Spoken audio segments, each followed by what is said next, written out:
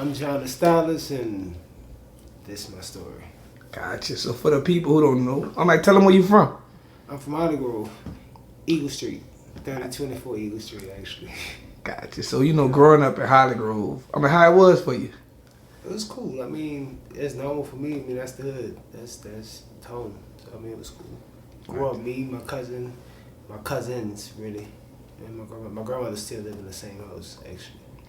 I didn't realize it would. I didn't realize it would actually knew a lot of people from Holly Grove because I never asked. But I met you like 15 years ago, but I never asked you where you was from. Mm-hmm. And I just was talking to my brand new pastor. A pastor like Samuel Blake's, and they from Holly Grove, and it's crazy because I was raised in that church and I never heard their father said it was from Holly Grove. So I didn't know they was from Holly Grove. Then it's just so many different people are from Holly Grove. Even G Willie. Yeah, I think my cousin went to school with G Willie. Gotcha. Yeah, so it's Holly Grove have a lot of known people in New Orleans, and people don't really realize. I mean, because Holly Grove is not technically uptown. We call Holly Grove Carrollton. You know what I'm saying? But like the 17 in general is so big. So you got, outside of just being Holly Grove, you got Holly Grove, you got Pigeon Town, you got Nigga Town, Gert Town, which is all the 17. So it's a big, area. Holly Grove is even across the tracks. It's still a part of Holly Grove. You know what I'm saying? So it's a big area covered. Sure. So growing up in Holly Grove, do you think it was family oriented? Yes, no, for sure. Everybody my grandmother still live in the same house. My uncle, which is my grandmother's brother, owned the house next door. It's a double house. And then Miss Ann them live in the house. They still live in the house. Mr. Staines live on the corner across the street from the store. So everybody knew everybody. We all grew up. We would go to Sweet Shop, which was Mr. Stan on the corner of Eagle and Fig. So yeah, everybody knew everybody. It was definitely a close knit family type, hood, regular hood shit. Gotcha. So being from Holly Grove, how was it like for you the first time you heard Lil Wayne? Rep Holly Grove, to the world. To be from Holly Grove is just like a add on to it, but Wayne, you can't deny it. And Wayne been Wayne. You know what I'm saying? So just to be even from the same city, let alone, the same hood, just the talent itself is undeniable. You know what I'm saying? So gotcha. So how old were you when you first realized that you was interested in about fashion? Man, always really. To be honest, I feel like I've always knew I was into fashion. I didn't realize that I could make such a lucrative living in fashion at the time. Usually things when things are natural to you or a gift to you, you don't really see it as, something that could actually be a business. So fashion kind of happened to me, to be honest. Yeah, it kind of happened to me. I wasn't trying to have it happen, it just happened. Gotcha. So let's bring it back to the year that you first created your first fashion design. I couldn't even tell you what year it was. To be honest with you, I couldn't even tell you what year it was, but the most notable thing that I feel like I can kind of remember, it was after Katrina. Me and Jerk was in Houston. All our stuff was, left in New Orleans or whatever. So we was pretty much, we was about to go to TSU. It was it's pretty much what a nigga what we gonna wear.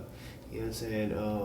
And it started from there. We went to Walmart, got some jeans, got this heavy yarn thread, and Jerk paint. Well, y'all know he paint, but he was at the time he was painting on clothes. He would paint on shirts. He used to do these shirts with a big old pink panther on it, different characters. So that was already his vibe. You know what I'm saying? So when we got there, we just kind of put the two things together. So he would paint, I would cut it out and actually use the yarn thread to stitch the shit on top to create. That's really where Jerk and Giant started. That's what y'all was making art I mean, with fashion. It's art, literally wearable art. It's crazy, bro. How shit come full circle. Like it's really crazy, because like with Jaren, it's like everybody's like, oh, he's so great, but dude being great though.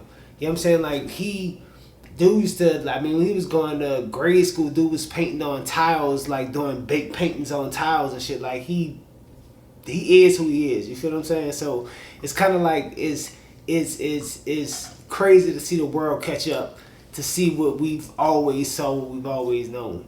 You know what I'm saying? So he was painting on clothes, and it was literally wearable art. We would always say, our little slogan was, "What fashion meets art."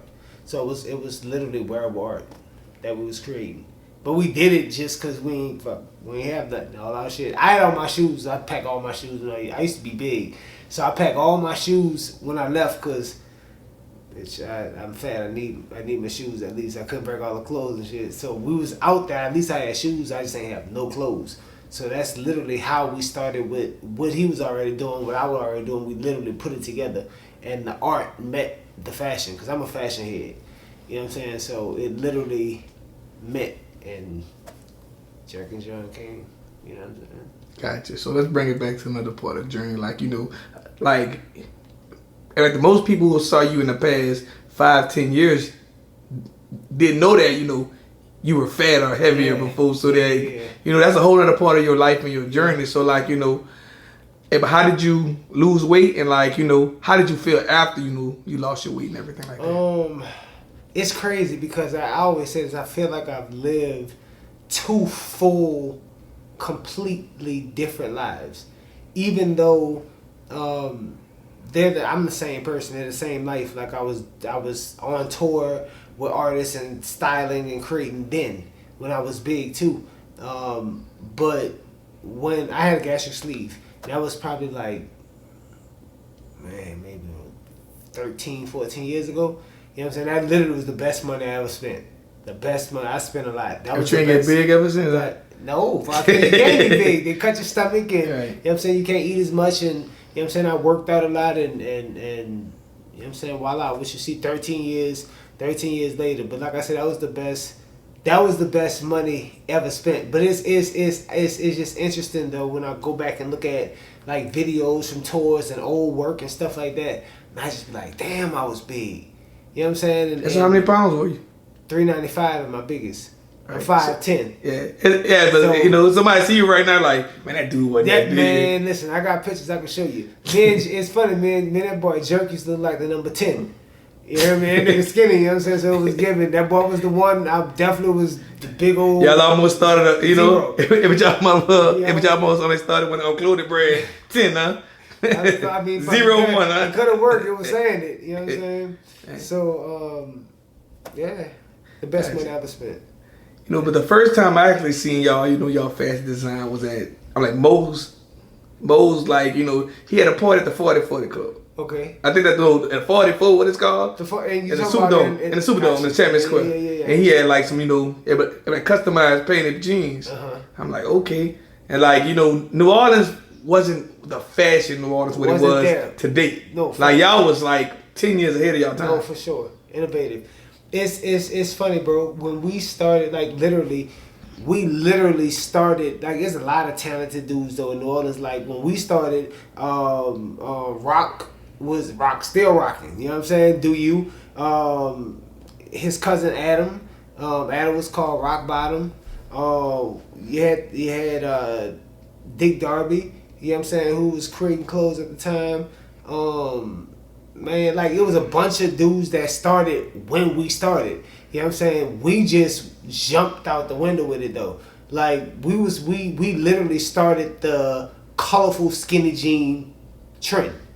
And like I didn't make that up myself. You know what I'm saying? Like when we came out with the jeans and we showed at the Magic Show, they put us up against 7 Jeans, which was For All Mankind, Rockin' Republic, and Jerk and John Denim. You know what I'm saying? And they scored us 1 out of all these major brands. You know what I'm saying? They scored us 1 out of innovation, out of comfort, out of quality. You know what I'm saying? We were importing denim from Italy but the jeans were being manufactured in Los Angeles. You know what I'm saying? Because it was important at the time to make sure that everybody was on this, made domestic in the USA. Back then, that was a big thing.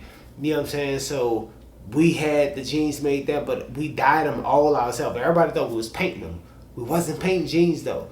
Like, you know what I'm saying? The denim, the way that they were manufactured with the denim, they made us ink in different colors. And the nigga Jerk here artist, that boy literally sit there and mix the colors like how he mix paint, mix the colors to create the colors. And then we'll go literally and just start dyeing them. And then we'll go in with airbrushes and, you know what I'm saying, shit like that with the ink, you know what I'm saying, to create like the patterns and the shit that made up like the snowball jeans. We had breast cancer jeans for October. What else? We used to call them like all kind of New Orleans like phrases was the colors of the jeans. For the schizos was the crazy ones that you saw more in, and then the same denim was the solids. Gotcha. So do you think if if you and if a Jerk would actually still been doing jeans and fashion, like till this day, do you think if a child would be in a whole other like realm? It's funny, we talk about that all the time. Actually, that's a conversation that anytime we get to running it, that's the conversation we have. Because I don't want to cut you off. For like back in the day, everybody wanted to be rappers. Yeah. Now you see so many people up into fashion design, but y'all was so much ahead of y'all. I love to see it though. And matter of fact, if you mention Rock, shout out Rock because he was doing it. He was painting his shirts and doing everything as well. Yeah. And it's funny though, bro. Like to watch Jared come full circle like that is crazy. You know what I'm saying? But he ain't just started. You know what I'm saying? He just kept at it. And like a lot of people probably would think that he just started though. That's the crazy part. Like a brand new generation. If well, exactly. You gotta think about it. That's another thing. Yeah. Like I just turned 40. You know what I'm saying? So like our age bracket is we unks at this point. You know what I'm saying? So like the younger ones, they really don't know. You know what I mean? They know him now, but he literally didn't just start. You know what I'm saying? You have other guys who started like after we did, who like M-Line, like James. Man, James is doing amazing. Like I love to see it. You know what I'm saying? Because to see what all of those guys have been able to accomplish in a space that some of us, we all started together. You know what I'm saying? It's just, it's a different kind of fulfillment for me. You know what I'm saying? To watch, like, most of my work was away. You know what I'm saying? Like, overseas. You know what I'm saying? Just away working. That was my thing. Like, but I'm from here. We started here. We did it here. Matter of fact, me and them same dudes, though, we had a fashion show on Bourbon Street. Nigga, we had a fashion show in the middle of Bourbon Street. You ain't never saw no fashion show on Bourbon Street. It still never had another one. They ain't never saw one since. You know what I'm saying? And all of us were a part of that. You know what I'm saying? So it's really fulfilling for me to have traveled abroad and have seen so much and have experienced so much, and to come home and see these young black men, some that we started at the same time, and they still grinding, still got motion. You know what I'm saying? And then new guys that then came along and got motion. You know what I'm saying? I love to see it. Like, you can't, it's just undeniable. But when you talk about the history of fashion in New Orleans, you can't talk about it and don't talk about Jerk and John. Right. That's why I was like, like back in the day, it was like unheard of for like you to be a fashion stylist. And like you said, and like, it was even like comedy. They didn't really have comedy like that. Oh no, niggas was laughing. No. They had that was the beginning of comedy in New Orleans. Like, Shotty was still growing, and Blowfish, they were growing like 12, 14 years ago. Like, them dudes paid away too. Like literally, that's what I'm saying. Like, even like them dudes, all of that. So that's kind of like history. New Orleans culture history. If you talking fashion, if you talking funny, if you talking, you know what I'm saying? Like Shotty. Like, them dudes been at it. Them dudes ain't just start, they all been at it. Jude, all them dudes, they literally been at it. So to see people come full circle and they can feed their families and make it at home. Like, people talk that shit, but I can't really front on New Orleans. Like, anything I've ever dropped, they bought. Right. You know what I'm saying? So they supported me. I can't really, and I try to be as supportive as I can be to anybody that got something going on, but I tell people, like, right now, New Orleans have over 20 fashion brands. Yeah. And that's dope. Yeah. Like, you know, every time I look up, they got new fashion. But I'm like, man. and that's very inspiring because like it was unheard of when I first started coming out. So I'm like, man, okay. When we were doing it, it wasn't. It was not heard of, and to see it and not just doing it. Like it's like for me, I can remember the first celebrity I think that we did was Jackie. I think it was Jackie Jackson. I can remember being in LA, the feeling of feeling like, damn, somebody of this caliber wearing our stuff, like that's crazy. Like and to watch Jared, James, like them dudes, everybody have had stars wear they stuff. You know what I'm saying? Like I know the feeling. You know what I'm saying? So to see it and to see their businesses growing, see them have motion, to see them get money, and be supported by people that I feel like is an untrue myth that go around that New Orleans don't support. Right. I don't really believe that. I think that if you handle them right, they handle you right. You handle them bad, no. And I just say, you know, people support who they want to support. That's true. Like New Orleans, you know, if you give them a reason to support, they gonna support. And like, also, this is another thing. If you make yourself hot enough in the world, New Orleans got no choice but to support. They gonna claim you. Facts. They gonna claim you. Facts. They have no choice. Facts. Like Big facts. New Orleans is not gonna let you go be the hottest person in the world. And not people know you from. Yeah. Oh, they from there. You could be from Wagman. If you doing some big stuff, facts. He from New Orleans now. You know what? They're not claiming the West Bay, but if you still doing something big enough, the same thing. But he from there. They gonna say he from there. Yeah. Facts. Gotcha. Facts. So you know, being a fashion stylist though, like who was your first? Biggest client. Bro, it's been so many of them. Honestly, a lot of them that I just really don't even talk about. I think one of the earliest things that I feel like I can really remember of being a thing for me was the Carrie Hilson No Boys Allowed tour. We created these jackets for the tour. I think that and not even, it's funny, Carrie wasn't the biggest, but I felt like she was the first tour that we actually were. That we was in. One of my homegirls, and matter of fact, we still friends now. Her name Maisha Beecham. She a makeup artist, a celebrity makeup artist. She's amazing. She is who put me on the Carrie setup. You know what I'm saying? And it kind of just went from there. But she was the first one that I can remember actually styling tour clothes for, like stuff that they actually wore on stage. Gotcha. Yeah. So, you know, you've been in fashion over 10 plus years. So, like, you know, if the past few years, like 20 years. Oh, I'm sorry, the last 20 years, I gotta put the respect on. That's crazy. So, like, you know, what have you been doing if the past few years, for the people who don't know, you know, ever since, you know, and because, you know, it was like COVID hit, and, you know, some people quit, some people elevated. Mm-hmm. So, you know, for the people who don't know. COVID was a rough time, but COVID was great financially for me. No rap cap. I never intended to make a mask, sell a mask. I just that's what I'm saying when I say support. I just randomly start selling masks, and bro, I sold thousands and thousands of masks. I couldn't even believe it. I wasn't even trying to sell masks for real, but it was something that everybody needed, so that, you know what I'm saying, that kind of took over. But here recently, what most people don't know, I've been back in the city a lot more than I had been, and starting some new businesses. And I've been buying. My mom and I have been buying a bunch of houses. Was flipping some of them at some point, but now create a portfolio of rentals for like affordable housing. So I have a bunch of those that I've been working on here recently. But I came back home. The last job that I took was we were shooting a show for, what is it called? It was SWV and Escape. We were shooting a TV show. And we had wrapped the show. I was doing some press stuff with one of the ladies from the group. And my mom's husband had been sick with cancer, my stepdad. So, I would talk to him every day. And then, boy, every time I talked to him, he would always ask, when you coming back? When you coming home? When you coming home? So I decided to cut that short. I did... what's your boy name? Watch What Happened Live with Andy Cohen. That was the last thing that we actually did after we filmed Andy Cohen. I came back home and I never left. That was like 3 years ago.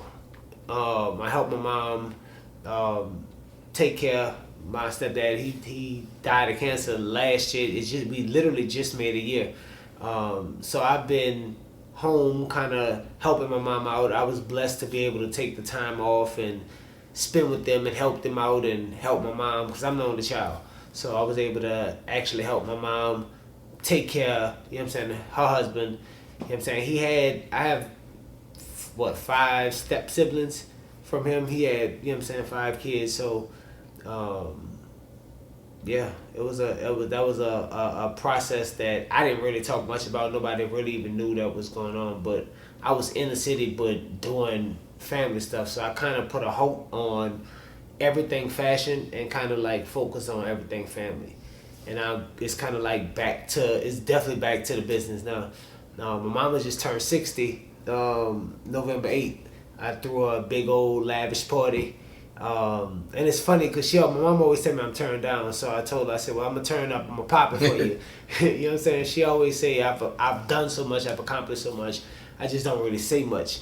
So I told her, I said, well, I'm going to pop it for you. So I popped it. And I gave her a big party at the house. And everybody was able to see all the projects we've been working on. That's what I've been doing. You know what I'm saying? Doing interior design and fixing these houses. So her house was one of my main projects. So for her birthday, I threw her a big old party and got her some nice jewelry, couple bags, got her a little whip to spin in. So she turned 60. We grateful. We finally getting back to normal. Gotcha. Yep. So, hey, but what's your advice to like a fashion stylist or someone interested in like starting a clothing brand, or like just want to like be, but just want to jump out and just like be anything in the fashion, like I want to hear. I'm like, what's your advice to them? Just be original, be yourself. It's the best selling thing you could sell yourself. You know what I'm saying? Be yourself and be original. Like, you can be inspired by things you see, but have some type of integrity with yourself. Like, don't see something that somebody's made that you think is dope and it's dope enough now for you to remake something that looks kind of just like it. That's corny. You know what I'm saying? Like, just be yourself. Be yourself is the best thing I can tell anybody. And as far as like celebrities and working with celebrities, as far as if that's your brand, if that's for like I am a stylist. A stylist, if you're styling, if you're providing a service, make sure that your value is understood, appreciated, and paid. It's not all about money, but one thing for me, like with my clients, I never really cared if they tagged me. I never really cared if they post me. That's not a deal breaker for me, because they always paid me. You know what I mean? So I would just encourage creatives to get paid for their work.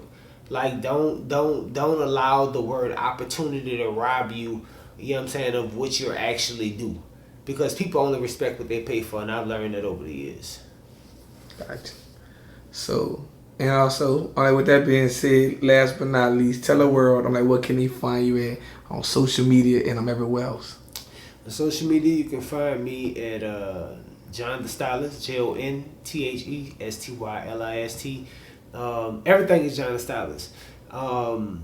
House-wise, it's called Luxury Media Properties. You can check that out. My mom and I just opened a luxury car service, so you guys can get that. We have Sprinters, we have a Rolls Royce that's in the fleet. We have some vintage cars that's coming, so that'll be available for people to be able to rent for different events you may have. We're working on a showroom that I'm opening. I'm just trying to figure out where in the city do I actually want to put it, but I'm opening a showroom here. Nope, there's no showrooms in the city. And what a showroom is a curator's closet. It's pretty much a big room full of designer clothes, one-of-one handmade clothes, independent designers. It's a big closet, shoes, bags, furs, and people can come in and stylists can come in and actually pull for their clients. You can actually rent, rather than buy a $8,000 Chanel bag, you can actually rent it for $800. You know what I mean? So it's things like that. You'll be able to experience the lifestyle, kind of like the exact same thing that we do with our clients. Most of my clients, they don't actually buy their clothes depending on where they're going and what they're doing. So it's just like another avenue to give stylists somewhere to pull from. And then for clients, they'll be able to buy a membership and actually come in and rent garments for like special occasions that they have. So that's something else that we got going on. So that's what we're doing. And that's pretty smart, you know, especially, you know, it's needed because, you know, even New Orleans is actually growing as well. Yeah. Like, you know, it was like a lot of celebrities coming in as well. Yes. And movies. Right. Because, you know, we don't really promote that. We don't have, like, it's not really promoted that we have real, or like, stylists. Mm-hmm. Because, you know, but right now they have a lot of people that's I'm like, styling, you know, rappers, athletes, and everyone. Mm-hmm. For sure. I mean, the thing about it is, I'm gonna keep it 100 with you. I've been all around the world 3 times. Ain't nothing like it. They can say what you want. They can't fuck with us. Like ain't nothing like it. I've seen what's supposed to be the best of the best tailoring and creativity, and they can't do nothing with us. Like our culture, they literally can't do. You just can't do nothing with it. Like, it's so many facets of it. You know what I'm saying? You have Mardi Gras time. You know what I'm saying? You have weddings. You have birthdays. You have second lines. It's just so many different things to create for that you can't just hone in it and generalize New Orleans fashion-wise, creativity, culture-wise of what it's going to give. You know what I mean? We're like a third world country in more than just one way, for sure. Gotcha. Yeah. But all right, and we done. Yep.